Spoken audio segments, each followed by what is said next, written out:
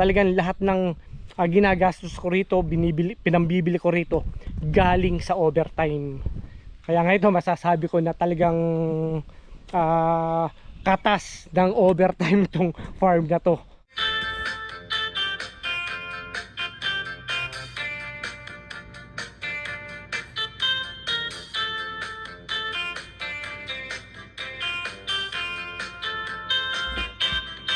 Ayan, magandang araw mga kapanyero. Ito, welcome back po sa ating channel.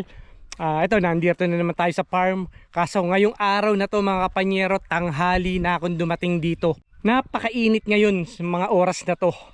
Tanghali na. Anong oras na mag-aalauna na ako nakarating.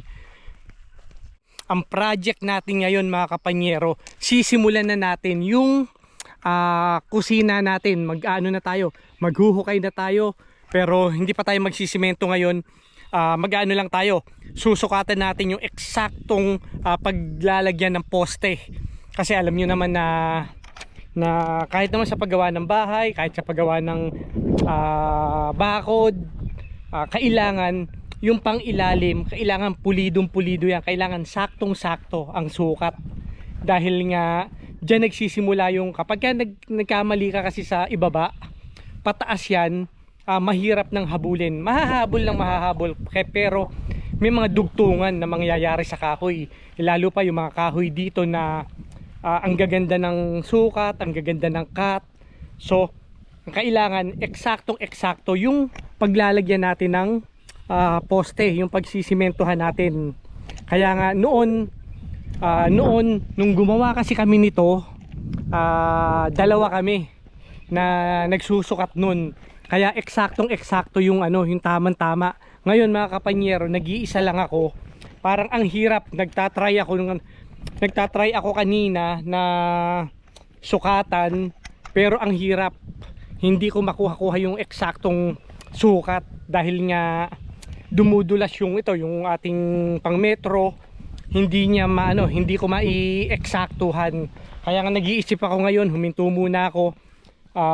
Kung paano yung gagawin ko. Ito, may mga na to may mga butas na yan, yung 6 na yan. Kaya lang hindi siya eksakto sa pagkakagawa ko nung isang taon. Kaya nga tsaka ang sukat kasi ng mga kahoy dito, siyempre 8, 10, 12, di ba, 14, 16, yung mga ganun ang sukatan. Ang gagawin kasi nating sukat 16 by 16. Ang pinaka mahaba na pwede nating ibiyahe rito na kasya sa trailer natin, 16 na ang haba, 16 feet ang haba. So ganun So kailangan, magbabago tayo rito ng mga hukay, tatabunan natin yung iba, mag-a-adjust tayo. Hindi ko ngayon malaman kung saan ko i-a-adjust kasi nga hindi ko makuha yung eksaktong sukat niya. Kasi yung mga sukat na, di ba, yung mga kahoy, hanggat maaari kasi hindi na kami magpuputol. Kung ano yung sukat ng kahoy na makukuha natin sa mabibilahan natin, yun na yung isasakto na natin, na yun na yung ilalagay. Hanggat maaari, wala nang masasayang na kahoy kasi per foot din ng di ba? Per foot din ng bilangan ng kahoy rito, ang mahal din ng kahoy. Nasabi ko naman to sa mga nauna nating video na talagang napakataas ng presyo ng materyales dito sa ngayon. Yung mga panahon na to, yung pagkatapos ng pandemic na yan, grabe, taas ng mga presyuhan. Kaya nga ito, buti na lang ito mga kapanyero, ginawa natin to pandemic. Nung mga pandemic na yon, bagsak ang presyuhan talaga dahil nga ang daming walang trabaho, wala namang mga project dahil nga pandemic. So tayo mga kapanyero, nagkaroon tayo ng pagkakataon na nakagawa ng ganito. Swerte pa rin, at least maganda pa rin yung timing natin na nakagawa tayo ng ganito sa panahon ng pandemic. Dahil 2020 namin ginawa ito, di Brad Marlon. 2020 tsaka 2021, di ba? Nasabi ko naman na hindi naman ito eksakto na isang bagsak na ginawa namin. Napakamahal din ng kung tutuusin dito, kahit nga ba mura yung mga presyong yun, napakamahal pa rin sa akin no, kasi wala naman akong budget ng mga time na yon, na inunti-unti ko lang, tipid-tipid, hindi kami lumalabas doon dahil nga pandemic. So yung pera na sumosobra sa amin, naibili ko nito. Pero ano rin yun, kumbaga isang kahig, isang tukarin kami noon ng mga time na yon, pero naisingit ko pa rin itong mga time na to, yung mga ganitong nung klaseng project, di ba, sa farm natin. Ayan, oh. Kaya nga yan, sineshare ko lang sa inyo mga kapanyero na talagang hindi rin biro talaga ang may farm dito. Kung talagang wala kayong budget, talagang mahihirapan kayo mag-develop ng bigla-bigla. Talagang dahan-dahan ang pagde-develop natin. Kaya nga taon-taon nagkakaroon lang tayo ng maliliit na project na ginagawa. Ito nga yung susunod natin, di ba? Nasabi ko naman sa inyo na itong kusina talagang iraraos lang din natin ulit na makakuha tayo ng mga pakonti-konting sobra sa sweldo natin para magawa ito. Ayan mga kapanyero, kaya ang naisip ko mga kapanyero ngayon, gagawa na lang tayo ng pattern. Makagawa tayo ng kudrado na 16 by 16, tapos dun ko na lang kukunin yung talagang eksakto na paglalagyan ko nito. Ito, kung makikita nyo mga kapanyero, ito dito dito ipapatong, dito ilalagay yung pinaka poste natin na 6 by 6. Pero ito mga kapanyero, 4 na poste. Ito na, 4 na yan. Kaya nga naka-ready na talaga yung mga ibang gamit natin. Kaya pagka natapos natin to, maaaring makapagsimento na tayo sa 1 linggo. Para dire-diretso na. Pagka nasimento na natin sa 1 linggo, makaka-order na tayo, makakabili na tayo ng mga kahoy na talagang yun ang sukat. Pakita nyo, yun yung mga ibon natin, no?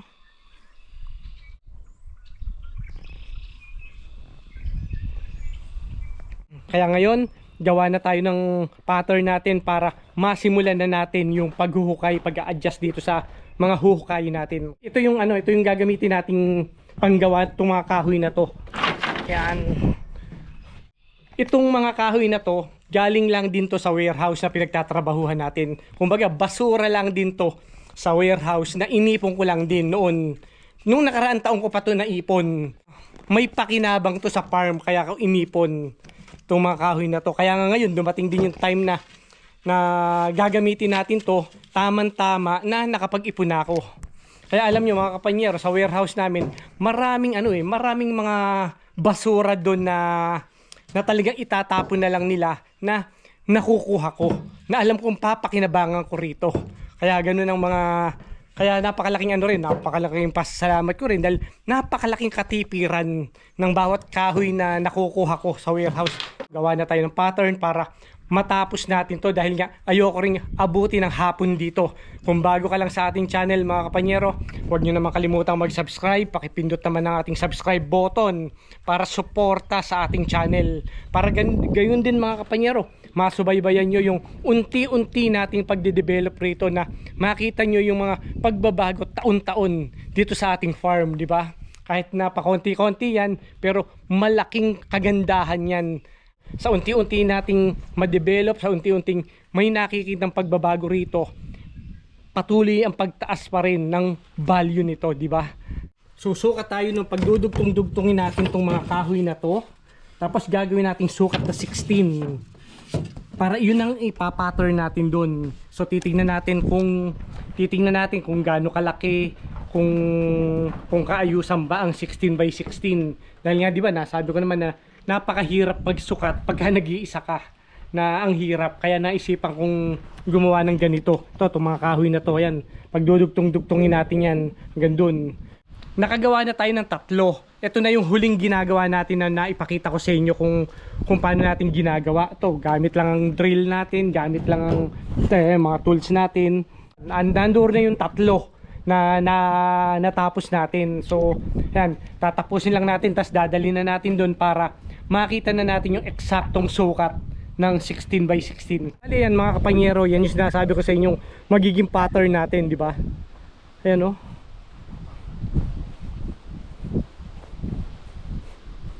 Hanggang dun, pero parang ang laki di ba? So pagka iniisip ko mga kapanyero, maliit lang yung 16 by 16. Pero pagka nakikita ko tong sukat na to, na ito na yung magiging actual na sukat, napakalaki rin pala. Ayan oh. Siyempre titignan pa natin yung gitnaan nito, di ba? Ayan, to hanggang dito, hanggang doon kung iskwala, pa-cross. Susukatin din natin yan para makita natin kung square talaga siya, di ba? Yan na yung magiging paano natin talaga. Yan yung magiging sukat ng, parang hindi ito kusina eh. Parang ang laki nito eh, oh. Gazebo na to eh. Tapos dito yung luto-lutuan dito sa area na to. Tapos dito magkakaroon tayo ng isang maliit na table, di ba? Tapos yung dalawang picnic table na yan, mga kapanyero, dito natin ilalagay sa gitna. Ito, itong dalawa na to, dito sa area na to, sa pagitan nun tsaka nitong tambayan natin. Tapos lahat na to i-move na natin yung sa likod para malinisan na tong area na to. Hanggang doon sa toilet malilinisan na. Tapos lahat ng tambak doon na sa malapit sa bakod, doon natin ilalagay lahat yan, lahat ng basura. Nakita nyo naman, ang dami pa mga kalat-kalat, hindi pa natin maayos-ayos, di ba? Yan no? Pero parang excited rin ako na matapos to eh. Dahil nga ito, dapat itong ginagawa natin na to nung isang taon pa, di ba? Pero wala nga tayong budget, pero mahal din ang aabutin nito pagka kung tutuusin. Pero kung hindi naman natin gagawin at kung kailan pa sa mga susunod na taon pa natin gagawin, baka hindi na natin magawa dahil pamahal ng pamahal ang materyales. Kaya nga pa konti-konti nag-overtime tayo para may magamit dito. So ang target na date nito, mga kapanyero, mga katapusan ng June natin gagawain ito. Syempre hindi naman tayo basta mangungutang, hindi tayo basta kukuha na lang ng gamit, di ba? Syempre pag-iipunan muna natin yan, kukuha muna tayo ng mga overtime. Ganoon naman ang mga ginagawa natin, di ba? Sa mga ganitong mga project natin dito, unahin muna natin na magtrabaho bago tayo mangutang. Kaysa naman yung utang tayo ng utang, kakainin tayo ng interest ng mga credit card dito. Kumbaga yung credit card mo pwede pang gamitin, sagad lang ng sasagarin mo talaga, kakaskas mo ng kakaskas hanggang sa masiro ano ka na hanggang sa hindi na hanggang sa ma-decline ka na pagka ginamit mo.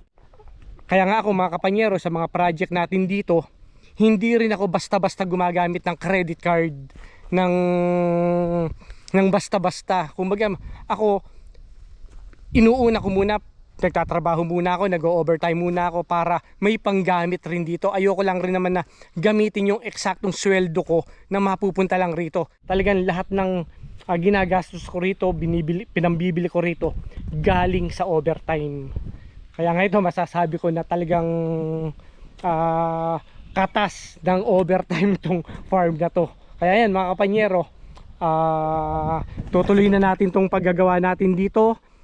Para makabalik na tayo at makita natin yung presyuhan, dahil pupunta tayo ngayon sa Home Depot. Titignan natin, hahabulin natin bago magsara yung Home Depot para makita natin yung mga presyuhan ng mga kahoy na gagamitin natin dito. At para rin tatapusin ko rin yung paghuhukay nito para sa isang linggo makapagsimento na tayo. Ito kasi yung talagang major na project natin, dahil nga alam niyo naman na taon-taon meron tayong project dito, di ba? Hindi pwedeng wala, na tuloy-tuloy ang pagde-develop natin dito. Ay nako, nakakapagod rin, mga kapanyero, ang paghuhukay. Kung makikita niyo, mga kapanyero, yan, ako makikita niyo tapos na. Yan oh, sisimentohin na lang natin yan sa isang linggo. Yan, ito na yung kabuuan niya. Yung isa. So iiskwalahin na lang natin to sa isang linggo, PPC-an natin para siguradong sukat na sukat, 'di ba? Nasabi ko naman na kailangan ito yung pinakamaselan na sa pagsisimula, 'di ba? Yung pangilalim. Kasi pag dito nagkamali, pati yung itaas, although pwede namang habulin siya, pero oras pa, baka magputol-putol pa ng mga kahoy, 'di ba? Nabanggit ko naman yun na sana kaya ko pinupulido itong pangilalim para maiwasan na yung putol-putol, kasi sayang din yung kahoy. So kung ano yung mga sukat, salpak lang ng salpak para mas mabilis, 'di ba? Mas mahirap kasi yung ano yun nga, yung putol-putol. Kaya yan mga kapanyero, tapos nahukay na natin, nasukat na natin yung tamang posisyon niya. Ipupulido na lang natin to sa 1 linggo kasi nga nakita nyo naman pahapon na, tsaka nakakapagod rin, hindi rin biro yung paggagawa rito, lalo pa kung nag-iisa lang ako, di ba? Yun din yung mahirap, kaya nga gumawa tayo ng pattern kasi nga ang hirap talagang sukatin pagka imemetro mo lang, kaya naisipan kong gumawa ng ganyan. Yan, ay nako, at sana dire-diretso ang paggawa natin dito, di ba? Kailangan may pondo tayo na makapag-overtime pa. Na hindi rin biro, yung mga maliliit din kasi na materyales na ilalagay dito, mahal din yun di ba? Kumbaga, hindi rin ganun kamurahan. Itong sukat na to, parang hindi nagkakalayo do sa trailer natin tsaka sa deck. Kasi yung sukat natin do sa trailer na yun tsaka yung sa deck, hindi kasama yung extension. 20 by 20, samantalang ito 16 by 16 na, pero maganda na rin na ganito kalaki, parang parang sa laki kasi ng lote, kumbaga yung mga sizing kasi nito parang ibinebase ko rin sa laki ng lote natin, di ba? Parang pangit tignan kapag halimbawa ang laki-laki ng lote mong ganito tapos ang liliit lang, di ba? Parang kulungan lang ng aso ang mangyayari, parang ang pangit din. Kaya nga yan, nakita nyo pagka malayo tayo, kung nai-imagine natin na meron na yan, 8 ang taas, tataas pa yan hanggang 10 kasi yung pinakabubong niya para medyo maayos-ayos, di ba? Ito yung tinatawag nilang wild trees na basa-basa na lang tumutubo dyan. So tatanggalin natin yan, tatanggalin natin to, tapos maglalagay tayo ng isang halaman dito na maganda. Pipili ulit tayo sa Edmonton na makakakuha tayo ng halaman na dito, para o kaya yung pareho rin ito share ko lang rin sa inyo na ito galing lang din to sa Edmonton, patubo lang din natin to. So titingnan natin kung makakapagpatubo ulit tayo ng ganito para ito rin yung ilalagay natin dito, di ba? Para pareho na lang sila, na ilalayo natin ng konti para hindi tamaan ng bubong. Kaya ko rin kasi naisipang magpagawa nito dahil nga doon sa lutuan natin, igiban din to ng tubig. Kasi pa-slant yung bubong niya, so magkakaroon uli ng mga drum uli dito. Dito na yung mga drum na yan, dito na yan ilalagay. Kumbaga lalagyan natin ng alulod uli rito para sahuran ng tubig. So gaganda na yung area na yon, na lahat ng basura mapupunta sa bandang sa likod nito bale. Kaya yun yung mga nasa plano Yun yung mga nasa plano ko na gagawin natin para nga may makita na pagbabago ngayong 2026 dito sa farm natin. And at least unti-unti na nagagawa natin, di ba? Nauunti-unti natin na ma-develop ito. Ayan mga kapanyero, maraming salamat. Hanggang sa muli.